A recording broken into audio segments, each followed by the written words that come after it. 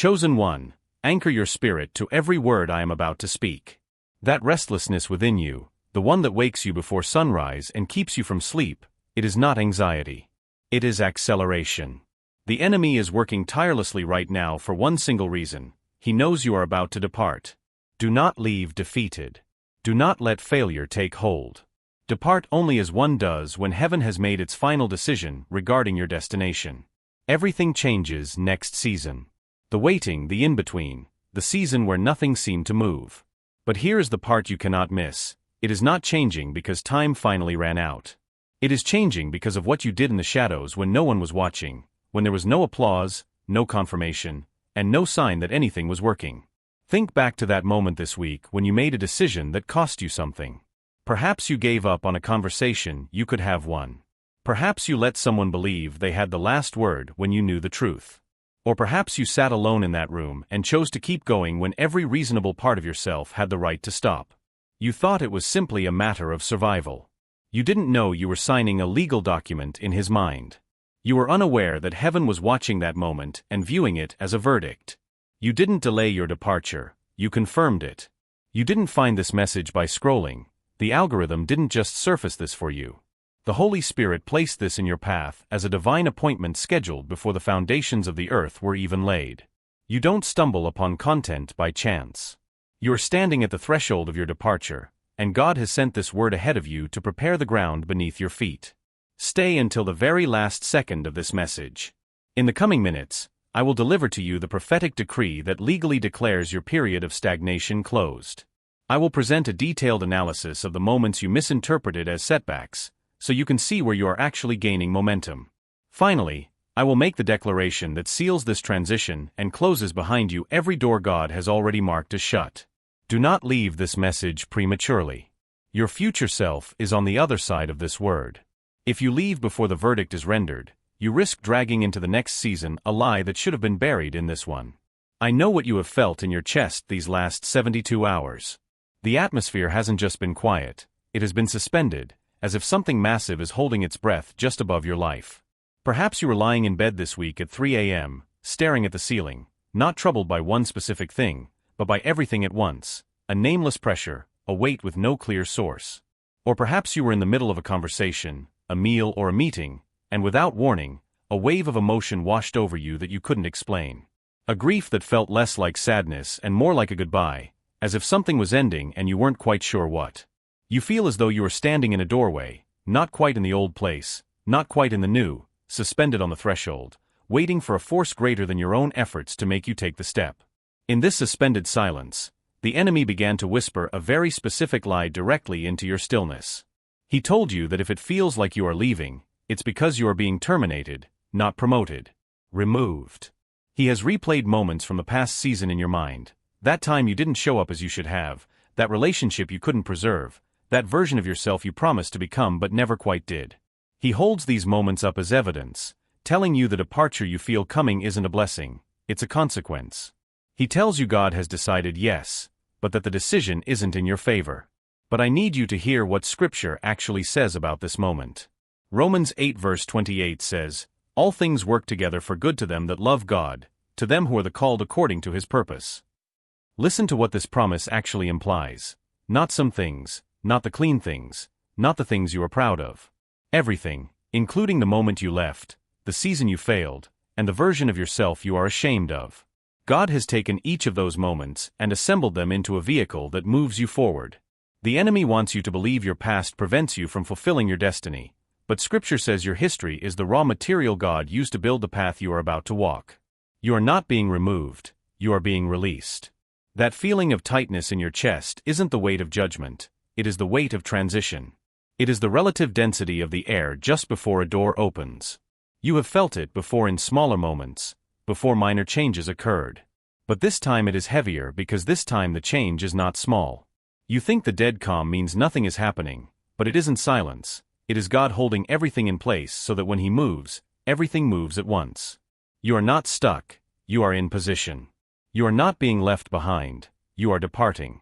And if something is already burning within you after what you have just heard, the plan for the chosen was written precisely for this moment in your journey.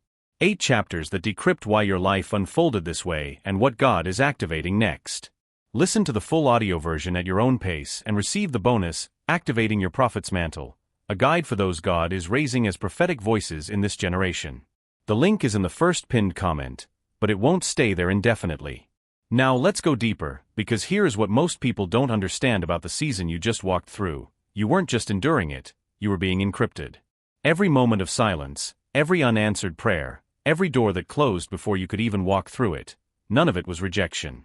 These were instructions written in a language you were not yet authorized to read. You see, the divine architect of your life was not delaying your progress. He was meticulously coding your future, embedding essential spiritual algorithms into the very heart of your current trials. Every seemingly adverse event was actually a carefully hidden code, a key phrase in a language that only your refined spirit, after passing through the furnace, would be capable of understanding. The reason you couldn't read them in the midst of your struggle is that God never intended for you to understand the complex process while you were still immersed in it, blinded by the dust and toil of construction. He wanted you to trust Him throughout the process, to lean on the wisdom of the master builder whose vision far exceeded your limited perception. And you did. Even when you stumbled, bruised and exhausted like a weary traveler navigating a desert labyrinth. Even when your faith felt more like pure desperation, a guttural cry from the depths rather than a serene, unshakable devotion, you stayed. You held your ground. You did not abandon your post. That stubbornness, that categorical refusal to back down, was neither weakness disguised as loyalty nor passive resignation. No, it was the most powerful spiritual act you could have performed during that season. It was the anchoring of your soul to an invisible promise, a profound declaration of allegiance in the face of absolute uncertainty, a testimony of deep trust that transcended logic and immediate gratification. It was the quiet, powerful strength of endurance shaping you into the necessary vessel for the next, even more important mission. Imagine Elijah under the broom tree. Picture him there, not just as a historical figure, but as a mirror reflecting the deepest exhaustion of a spiritual warrior. This was a man who had just called down fire from heaven, a display of divine power that defied all natural laws. A man who had stood alone, a solitary champion against 450 prophets of Baal and Asherah, and won a decisive victory. He had seen the raw, unbridled glory of God manifest in a way few would ever witness. And yet, in just a few days, not weeks or months, but barely a few days, he lay prostrate on the ground in the barren wilderness under a solitary broom tree, begging God to let him die. His prayer was not a call for strength, but a surrender to what felt like total defeat. Not because he was broken beyond God's healing, but because he had exhausted every last reserve of his physical, emotional, and spiritual energy on the altar of Carmel. He had given his body and soul, offered everything he possessed, and absolutely no one had warned him about the crushing spiritual void of the valley after such a monumental mountaintop experience. He thought the spectacular fire from heaven and the brilliant victory meant he was finished, that his mission was accomplished, and the great work was done. He didn't know the fire was not the conclusion, but simply the starting point, the catalyst for a deeper and more intense journey. In that moment of profound desolation, God did not rebuke him, correct his theology, or remind him of his spectacular victories by saying, "Remember Elijah of Carmel, where is your faith?" No.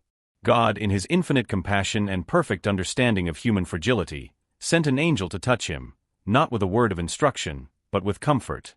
The angel said, "Arise and eat, because the journey is too great for you." Heaven looked upon a fallen prophet, spiritually and physically exhausted, completely emptied, and instead of condemning him, breathed life into him, saying, "You are not finished. You are just hungry. You are just tired." Provision preceded instruction. Nourishment preceded navigation. Before revealing to Elijah his next destination and prophetic mission, God ensured Elijah was strong enough and restored enough to get there and complete the next stage of his divine journey. That is the profound and reassuring word hovering over your life at this very moment. Your fatigue does not disqualify you, nor have you finished your divine mission. You are just coming out of a personal Carmel trial, after fighting invisible forces, pouring out your spirit, and perhaps experiencing a profound spiritual victory that left you drained. God is not standing over you with a scroll listing your failures, your doubts, or your moments of despair.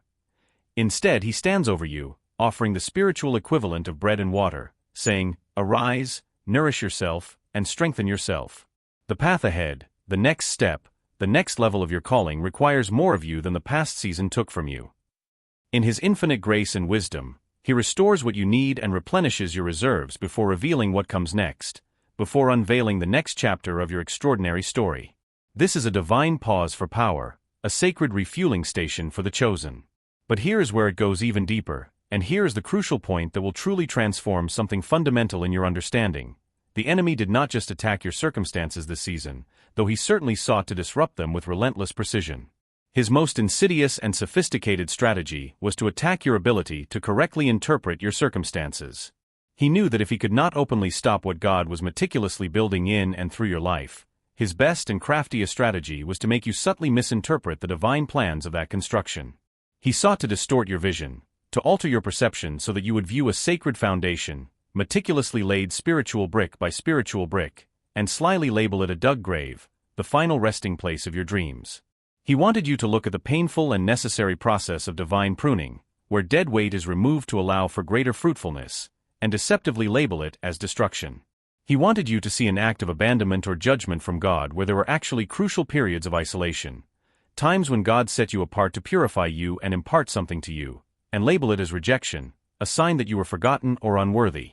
He succeeded in sowing these erroneous interpretations not because you were spiritually weak or lacked true faith, but precisely because this misinterpretation was designed to look like discernment. The lie did not present itself as an obvious lie. It appeared with a convincing face of wisdom, veiled in familiarity and logic.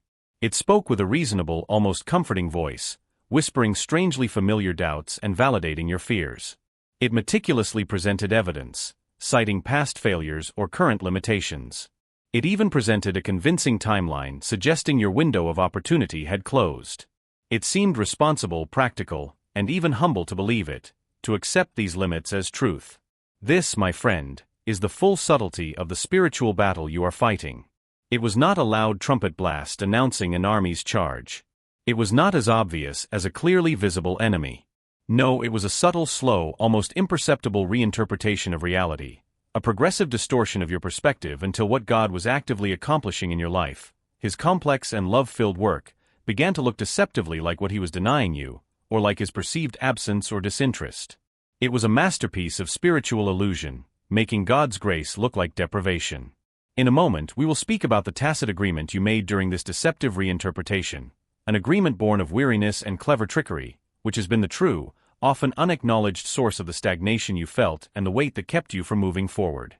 Persevere, for it is this passage that, when it resonates clearly within you, will explain everything you have experienced.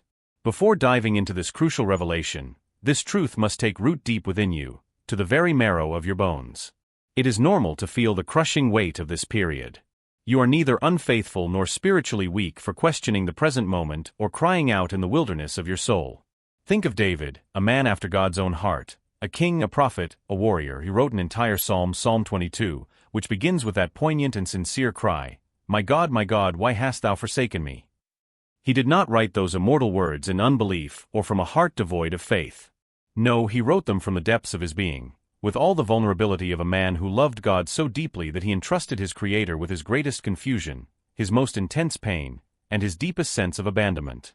And God, in his infinite wisdom and perfect understanding of your being, answered your prayers. The human heart did not erase this psalm from Scripture. It did not expunge this troubling vulnerability. It preserved it, carving it into the sacred text so that all generations could read it and find comfort. Why? Because God does not need your impeccable performance, your perfectly prepared praises, or your stoic spiritual facade. He desires your authentic presence, your true nature, unadorned. Sometimes, in the crucible of profound transformation, your presence is simply showing up with nothing but your questions, your gaping wounds, your exhaustion, and the trembling but resolute decision not to walk away, not to break the vital bond that unites you to the divine. That, my friend, is still faith. It is perhaps the most powerful, enduring, and courageous form of faith there is, the unwavering decision to stay connected even when your entire being is screaming to break away. Now, here is the tacit agreement. This is precisely what happened at the heart of that insidious misinterpretation of your situation, in the fog of spiritual warfare. At some point during this past period, in a fit of intense and authentic pain, or in a deep and prolonged weariness when your defenses were down, you made a silent pact with a lie. You didn't consciously announce it to anyone, not even to yourself. You weren't even fully aware of it at the time. But it happened subtly, insidiously, in that sacred and vulnerable space between a fervent prayer spoken with all your heart and the deep echoing silence that followed. This pact, at first barely perceptible, slowly began to resonate in the depths of your mind and soul. Perhaps this is my true nature. Perhaps I am not destined for more. Perhaps the level I am currently at, with all its limitations and difficulties, is the highest I am meant to reach. My ultimate spiritual message. It continued like this. Perhaps the breakthrough I so hoped for, the promise I clung to, belongs to someone else's glorious story, to a soul more deserving than mine. Perhaps I completely misunderstood God's name from the start. Perhaps I overestimated my abilities, my destiny. Perhaps the dream God placed in my heart was simply too big, too bold, and the dreamer me was always too small, too inadequate to carry it. You did not consciously choose to believe this heartbreaking narrative. Oh no.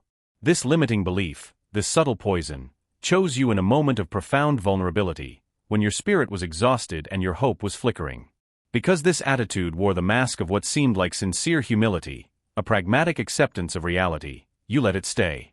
You welcomed it, allowing it to take root. You thought you were simply being realistic, mature, and prudent. You sincerely thought you were protecting yourself from another devastating cycle of hope and crushing disappointment, thereby preserving your heart from further suffering. But what you were actually doing with every tacit agreement, every whispered murmur, was signing a spiritual lease for a ceiling you imposed on yourself, one that God Himself never installed over your life. You were taking out a spiritual loan for a prison cell that the divine architect of your destiny never designed for you, thus limiting your own expansion and unknowingly agreeing to stay small. This is precisely where the confrontation must take place, with resolute spiritual force.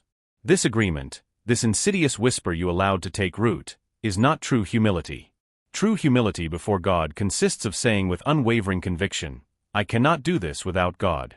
I am entirely dependent on His grace, His power and His wisdom. This tacit agreement, however, insidiously claims, God and I, even together, cannot make it happen. Even with God by my side, this exceeds our collective abilities. And that, my friend, is not the same thing at all. Their spiritual implications are diametrically opposed. One draws you intimately close to the omnipotent source of all your potential breakthroughs, aligning your spirit with divine power. The other, the agreement with a lie, creates a dangerous and deceptive distance between you and faith itself, that active trust which moves the hand of God and powerfully produces what He has already prepared and promised for you. That is the difference between submitting to power and submitting to stagnation. Take Joseph, a poignant example of this unwavering faith. Joseph did not agree with the pit. When his envious brothers threw him into that dark and desolate system, Joseph did not look at the bottom of that watery grave and decide, in that moment of terror and betrayal, that it was the final word on who he was or the destiny God had shown him in his dreams. He carried that dream like an inextinguishable flame through the brutal darkness of the pit. He carried it with fervor and fidelity despite the indignity of slavery in Potiphar's house. He overcame the injustice of false accusation and the betrayal of Potiphar's wife. He kept that burden despite the crushing despair and years of being forgotten in the suffocating atmosphere of prison. And here is the profound truth. The dream itself did not change because his situation changed, or because his external reality had become a nightmare. No, and this is quite remarkable, his situation eventually changed, transforming and reshaping itself precisely because he never abandoned his dream. He never renounced the divine vision God had etched into his heart. He did not rephrase his words to match his humiliating reality at the time. He did not shrink it to a more realistic size, bringing it down to proportions compatible with his prison walls. He did not apologize for having it, or for clinging to a hope that seemed utterly foolish to everyone around him. He waited with unshakable patience. He held it close, protecting it in the deepest chambers of his mind. Remarkably, he served with excellence, integrity, and diligence even in places of profound injustice, even in the lowest and most degrading positions that were clearly beneath the greatness of the promise God had placed on his life. Why? Because he understood something most people completely ignore, an often overlooked spiritual law. The promise, the divine word spoken over you, does not need your temporary earthly circumstances to cooperate for it to be true or to manifest. This promise demands something far deeper. It requires your core identity, your sense of self, to remain unshakably anchored to it, rooted in the truth of who God says you are, regardless of what your current reality dictates. Your circumstances will eventually align with your deep identity, not the other way around. This brings us to a point you must hear with absolute clarity, a truth that often remains unspoken, the specific, often hidden thing God is waiting for you to let go of before He can fully and powerfully move you forward into the fullness of your destiny. It is not what you expect, nor what your logical mind might immediately assume. It is not a sin in the traditional sense, a blatant transgression. It is not even a particular negative behavior you must overcome. No, it is something far more subtle, more deeply embedded, and yet profoundly limiting. As soon as I name it, I assure you, you will feel it resonate deep in your chest, a sharp intake of breath, a conscious shiver, because your spirit in its deepest wisdom already knows exactly what it is. The profound reason God has remained silent, apparently voiceless in certain crucial areas of your life, precisely those where you have prayed most fervently, is not that He has nothing left to say or that He is indifferent to your cries. It is because you have not yet totally surrendered the precise outcome you decided, in your human wisdom, that He must produce. You have prayed with a clenched fist, tightly gripping your preconceived ideas of what the breakthrough should look like, how it must manifest, and when it must arrive. You have asked God to act with power and intervene spectacularly, while simultaneously holding in your other hand the extremely detailed and specific form this movement must take, the precise packaging of the miracle. And that, my dear friend, is not faith. It is a spiritual negotiation. It is an attempt to dictate divine strategy and limit the boundless creativity of an infinite God. Authentic faith does not consist of telling God the exact shape the breakthrough must take, like a child picking out a specific toy for Christmas. True faith, the kind that truly moves mountains, says with total submission, I trust the very nature, the intrinsic goodness, and the unfathomable wisdom of the one working on my behalf, who orchestrates my deliverance and my elevation. And because I have absolute trust in Him, I let go without reservation of how it must absolutely look or how it must manifest according to my limited understanding. It is letting God be God, trusting His divine artistry over your own limited design. Consider Abraham, the father of faith, and the crucial heartbreaking moment he was asked to place his beloved son Isaac on the altar. The true depth of this moment, the profound spiritual lesson, is not ultimately found in the act of sacrifice itself, for God intervened. Rather, it is found in Abraham's radical act of release. God did not want Isaac's life. That was never His intention. God coveted something far more precious and crucial. He coveted the subtle but firm grip Abraham held over the promise. For Abraham, in his human understanding and natural affection, had slowly, subtly, and almost imperceptibly transferred his ultimate trust from the God who had sovereignly made the promise, the eternal giver, to the promise itself, to the precious gift of Isaac. God, in His infinite mercy and perfect love, created a moment that brought Abraham back to the absolute source of all promises, total trust in Him alone. The ram in the thicket was already there, meticulously placed by God, woven into the fabric of creation even before the trial began. But Abraham could not have possibly received that divine provision, that perfect substitution, while both his hands were still firmly clenched around what he did not want to let go of, what he cherished more than the giver himself. He had to have empty hands to receive God's abundant and unexpected provision. So let me ask you directly, with deep spiritual inquiry, what are you holding in your two hands right now? What precise and minutely detailed version of this breakthrough? What exact manifestation? What is the specific timeline you have decided God must absolutely respect for you to consider this a period of faithfulness or divine intervention? Because that thing, that precise form, that specific result you are clinging to so hard, so fiercely, is not protecting your faith as you might believe. On the contrary, it limits it, constrains it, and confines it to the narrow parameters of your own imagination. God, in His infinite wisdom and boundless love, is asking you to open your hand and loosen your grip. You do not hear me clearly. It is not because the promise itself is removed, or because He is going back on His word, but because the promise is being transformed, expanded, and elevated into something far greater, far more glorious, and more vast than what your current limited understanding can contain or even apprehend. It is a call to make room for the unimaginable. But here is the most important part, this profound and nuanced analysis you probably didn't expect. This is the revelation that usually comes last in our understanding, often after all other lessons have been learned, because it is the one that powerfully reframes everything that preceded it, completely changing our perspective. The true underlying obstacle to this period of stagnation, the deepest break on your progress, was ultimately not the enemy, though he certainly played a part. It was not the closed doors that were the problem, however frustrating and discouraging they were. It wasn't even the tacit agreement you made with the lie, though that was a major factor. No, the real major obstacle has been your complex relationship with your own transformation, your inner resistance to the powerful metamorphosis taking place within you. For somewhere deep beneath the surface of this intense waiting, this period of invisible transformation, lies a tender and vulnerable part of yourself that is truly afraid of what you are becoming. Not because this becoming, this emergence of a higher self, is inherently bad or dangerous, but because this becoming is irreversible.